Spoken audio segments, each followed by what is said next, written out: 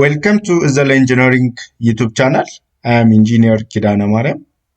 Today I will show you how to model, analysis, design and prepare detailed drawing for combined footing shown on the screen using the following data. Data from ETABS analysis output looks like this. So this data is unfactored data. So the corner column, that is the column at the corner of your footing, has a dead load of 300 kilonewton and a live load of 250 kilonewton. And the center column, that is the column at the center of combined footing, has a dead load of 400 kilonewton and 300 kilonewton live load.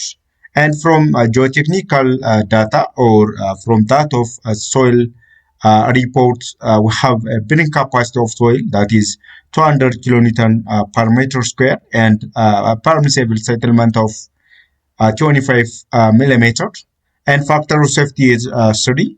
So from this data, you can calculate soil subgrade modulus, which is a very important data that we have inserted from your safe version 21 software. I will show this data later. So our soil subgrade modulus is calculated as using this formula, that is bearing capacity of soil, which is 200 kilonewton per meter square, times factor of safety, that is 3, divided by the allowable settlement. You must change this value into a meter. So your subgrade modulus is calculated as like this.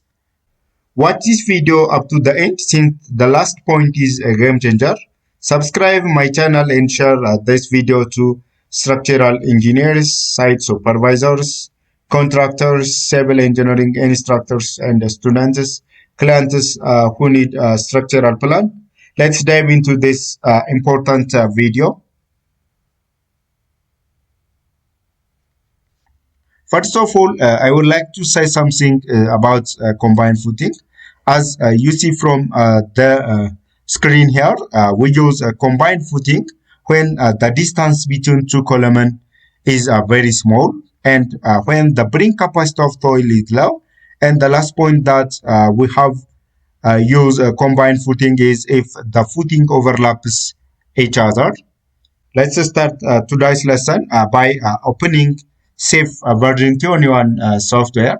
From this, it's better to go to new model. Model initialization box is coming like this. From this, it's better to use build setting ways. So from here, display unit, it's better to use a metric SI. Regions for default material. In our case, it's better to use European or Euro code, because that of Ethiopian building code of standard is similar with that of European norm of standard. But in our case, you can use any code that may be the Chinese, Canadian, American, or other countries' code. Steel section database. In our case, we have going to design a reinforced concrete structure. Actually, steel database is not necessary. So steel design code for your reinforcement bar, it's better to use Euro code for 2004. And in case of concrete design code, it's better to use Euro code to 2004. So make it okay.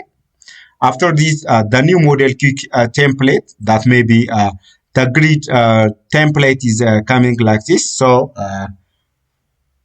from your figure, or the spacing between the column is 3 meters, and the column has a sections of 50 by 30 in Y and X direction. So I will show it practically on the software. So the distance between these two columns is 3 meters. So it's better to use a number of grid line in X direction. So I have 2 columns, so it's better to use 2. And the number of grid in Y direction, it's better to use 1.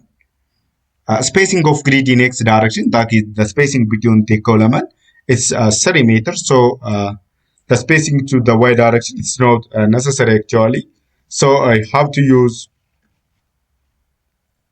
your grid. You have to define your grid like this.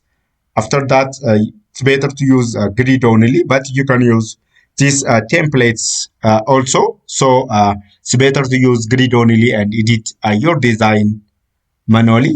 So select grid only and make it okay. After that, our grid is coming like this. This is the corner, and the distance between the two column is 3 meters.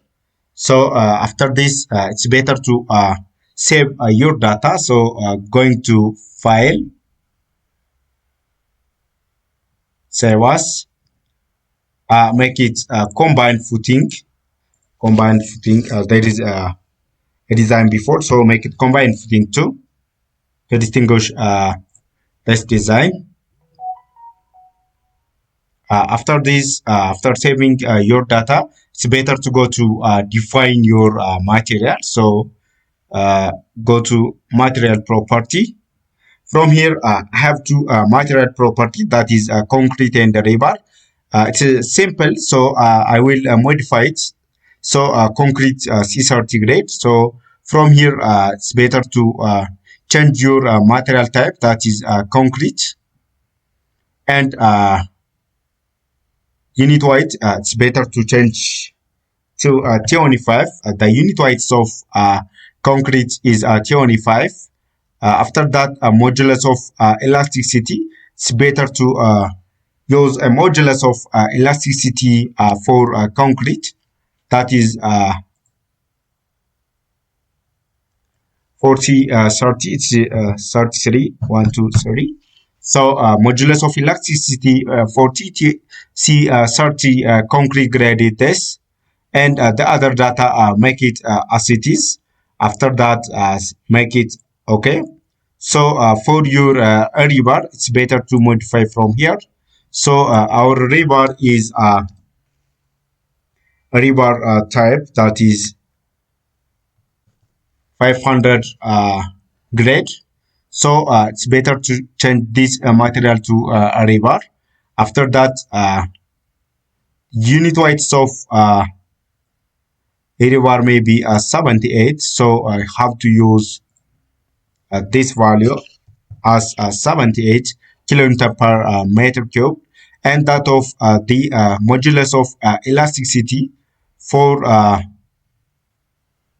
your reinforcement is 200, this value in megapascal. So after that, it's better to go to modify or show material property. So our rebar 500, so the grade is 15. So from this data, it's better to modify the minimum tensile strength, that is FU. It is 500. 500. So the minimum yield strength FY, that may be 500 divided by factor of safety, that is 1.15. You have got this value. It's better to copy this value to expected yield strength, that is FY. So have to copy this data, and you have to take 500 to that of expected tensile strength, that is FUE. Make it okay. After this, you have to define your concrete and reinforcement bar material. So make it okay. The second one is that I have going to define your section property, that is your slab and your stiffened column. So to define this, it's better to go to define section property. After that, slab section. So starting from here, it's better to modify your data.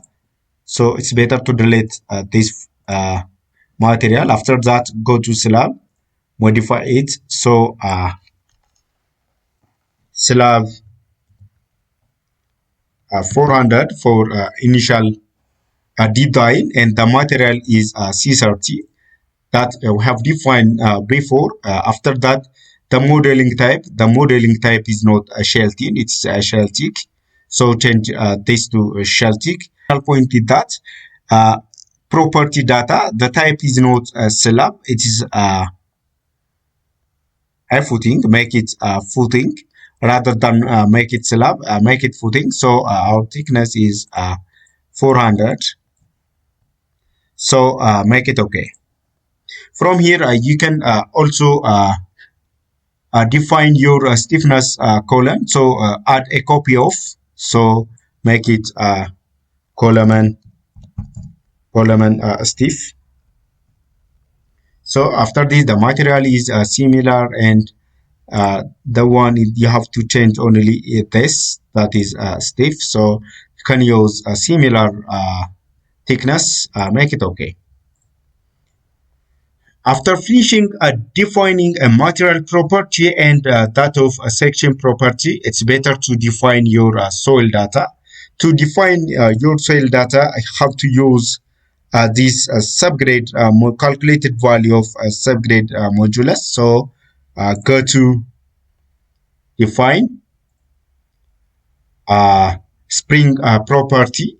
So to define your spring property, you have to use a point spring if you have to design a pile foundation, and you have to use a line spring if I have to design some wall type footings, and have to use area spring in our case. So make it modify or add slab. So soil, the property is soil 200, that is the bring capacity of soil is 200. So I have to calculate the subgrade modulus. You have to take the calculated value, that is 224,000 kilonewton per meter cube.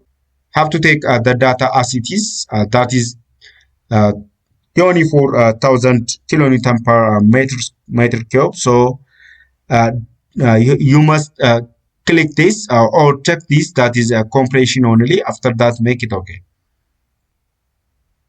So after defining this three data, that is material property, section property, and soil property of your design, you have to model your footing and stiffen the column. To do this, it's better to go to draw a line, draw a joint object. So from this, it's better to, for initial design, it's better to use 1 meter from the center of, 1 meter in both sides. I will show this in detail. So plan offset to x direction. So to x direction, it's better to use 0, and plan offset to y direction, it's better to use 1 meter offset to the positive direction. Make it okay. So the point is up at this, and negative 1 meter, make it click here. So the point is coming like this. After that, it's better to draw here. So to do this, I have to use 1 meter to the negative direction, and to the x direction, that is 3 meter, which is equals to 3 meter plus 1 meter. So you have to use 400, make it okay. The point is appear like this, so have to make it positive, make it okay. So your footing corner point is appear like this. Since I have designed this, I have put this column at the corner face of section A, or axis A, and because this is the center column, and this is the edge, or the edge face of side face of the column. So the side face of the footing. So how to draw using this menu? Simply click here and drag to the last point. So after this, it's better to draw your column. To draw your column, it's necessary to go to quick draw area around the point. Before this, it's better to draw a joint object that is at this point and this point. After that, it's better to go to quick draw area around the point. So change your material as column and stiff. After that, the column section to x direction is 300 millimeter or 30 centimeter, and that of to the y direction is 50 100 millimeter or 50 centimeters. So around this, this is at the edge of the axis. So I have to uh, add some area around this, that is the half of x direction column, which is 300 divided by 2.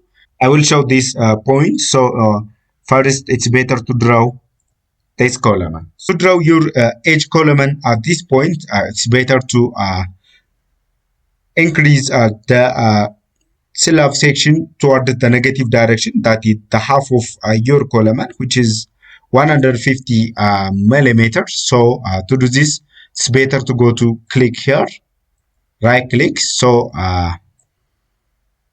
go to geometry, to the x direction, that is to the negative x direction, 0. 0.15 meter, that is 150 millimeter. Make it okay.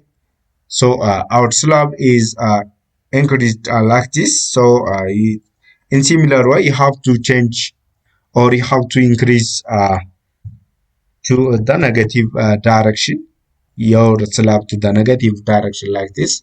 After that, you can draw your column stiff by clicking quick draw area around the point.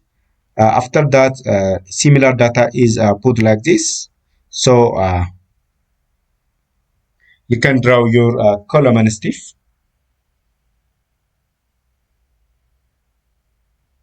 That is. I think you can understand. You have understand the point that I have enlarged out slab to the column face. So after modeling, modeling your slab like this, it's better to go to assign your soil data and some loads. So some load that is given from ETABS analysis outputs. So it's better to go to design, or it's better to go to assign your soil data. To assign your soil data, select your slab, that is a slab 400. So go to assign shell, select spring area, that is soil 200, that we have defined before. So our soil data is timed like this. After that, we have to go to define your load, that is your load combination, load case, load pattern. So to do this, go to define load pattern. Our load is dead and live load with a self-weight multiplier of 1 and 0 respectively. So it's better to go to define your load combination. To define your load combination, so have a service load and ultimate load. So in case of defining this, I will show it one by one. So make it add a new combo. You can use a default load combination, but in our case, it's better to define the load combination in ourselves. So combination one, that is a service combination, make it a service. So from here, it's better to make it add and combine with one scale factor, that is for service, make it okay. So for ultimate load combination, you have to use or you can combine your load by a factor of safety. So add a copy of from here. So the only difference is that make it ultimate, and the load combination. The only difference is that the scale factor. In our case, I have to use that of European norm of standard. So we can use 1.25, but in case of Ethiopian building code of standard, that is a copy of Euro code. You can use 1.35 for dead load and 1.5 for live load. But in case of Indian code, you can use also 1.5 scale factor for both dead and live load. So make it okay. You can check your country building code of standard and put your data like this. Make it okay. After defining the load combination, it's better to assign our load from the ETABS output. So the corner column, that is the column around this, has a dead load of 300 kilonewton and a live load of 250 kilonewton. So have to assign the load. Click at the center. So assign. This load is a joint load, so make it force. After that, I have to assign a dead load of 300 kilonewton, and so make it a dead load that is 300 dead load. You can add some movement. If you have a movement, you can to the X and Y direction. You can add a movement, but a very important idea or very important point from here is that don't miss or don't lose to put the size of a punching shear here. That is the cross section of the column. If you are not put your column cross section here, you cannot design for punching shear. So you must put your punching shear size of load, that is a column cross section, to X and Y direction. So our column to X direction is 300 millimeter, and that of Y direction is 500 millimeter. Don't miss this data. So make it replace existing load. Okay. After this, our dead load is assigned at the corner column. So it's better to assign your live load also. So to assign your live load, make it click at the center, assign, point load, force. After that, you have to put your data as 250 to the Z direction. That is to the gravity direction. After that, you have to change as a live load. Make it okay. In similar way, you have to assign your load to the center column. That is the given data for the center column is 400 dead load and 300 kilonewton live load. So I have to assign your dead load first in similar way that is 300 live load.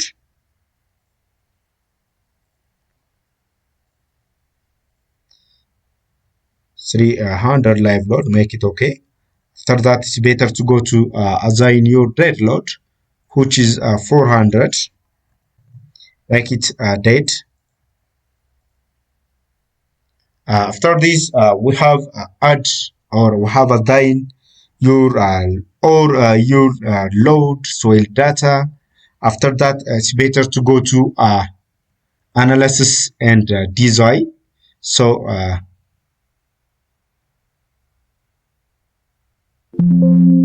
okay, make it okay. The analysis and the designs of combined footing done like this. After that, it's better to check some data that may be the displacement, the soil pressure, and that of the punching shear. To do this, it's better to go to display menu. After that, you have to show a deformer shape. So make it combine. So I have to check using a service load combination. So make it okay. The maximum displacement is 8.676 millimeter. So you have to compare with the level settlement that is 25 millimeter. It is safe actually because it's less value. After that, if that level displacement is greater, it's better to add some area. After that, it's better to go to display and check your soil pressure. To do this, it's better to go to display. After that, show force or stress diagram. After that, the soil pressure. So make it combination. That is combination service one. After that, make it okay.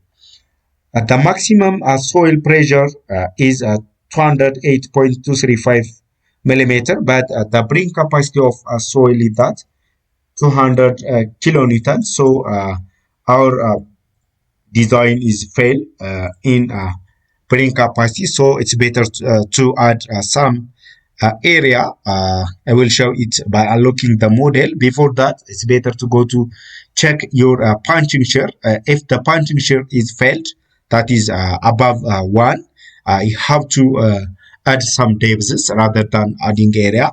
So from here, the punching shear value must be actually 1. That means you have 100% safe and economical. But if it is below 1, it's safe actually. So it's better to go to check our shear punching shear design. So our punching shear value is above 1, that is 2.38 and 1.521. So it's better to go to add some area and some sections actually. So before adding some area, it's better to add some depths, and I will check uh, our load. So it's better to go to unlock your model. So to add some areas, click your slab, go to edit. So edit shell. After that, expand shell or shrink.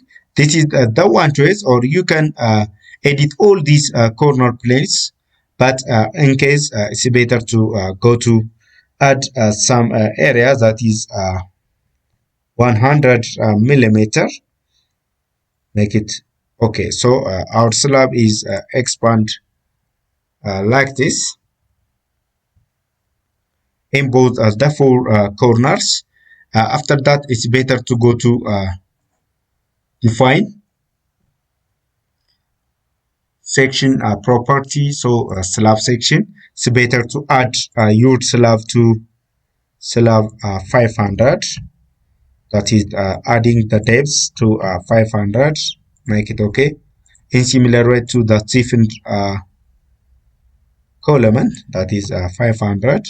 So it's better to go to analysis and design. After the analysis and design, have check the three parameters that I have showed to you. So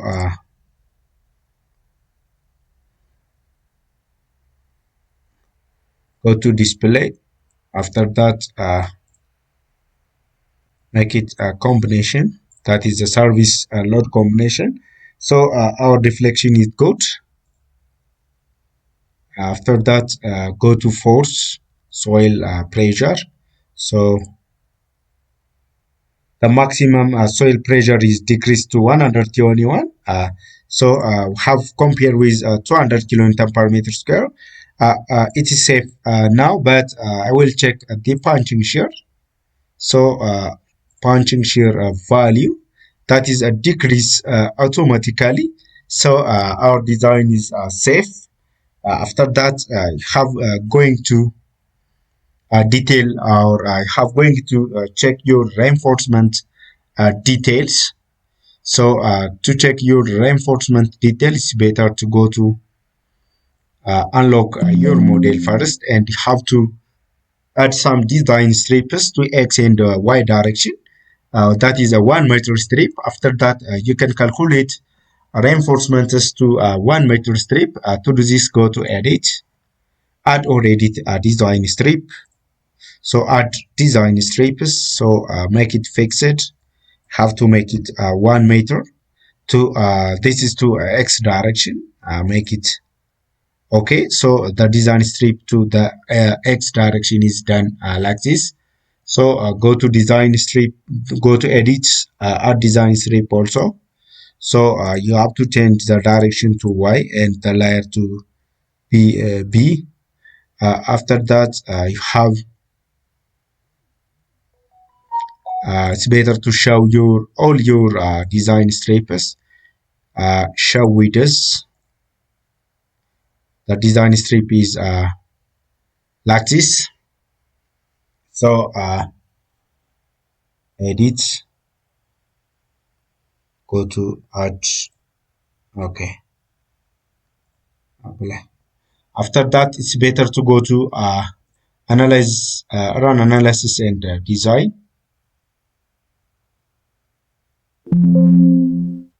Make it okay. Go to display, show slab design.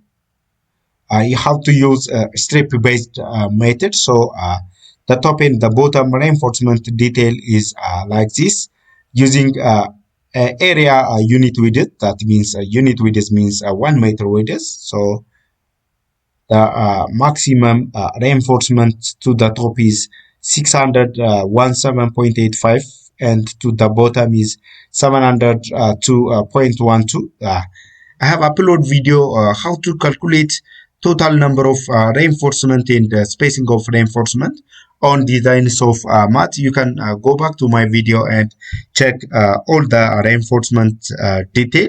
These were the most important point regarding to model analysis, design and detailing of combined footing. I hope this video is helpful for you. Please like this video and subscribe my channel to get a new updated daily. See you in the next important video. Thank you for watching.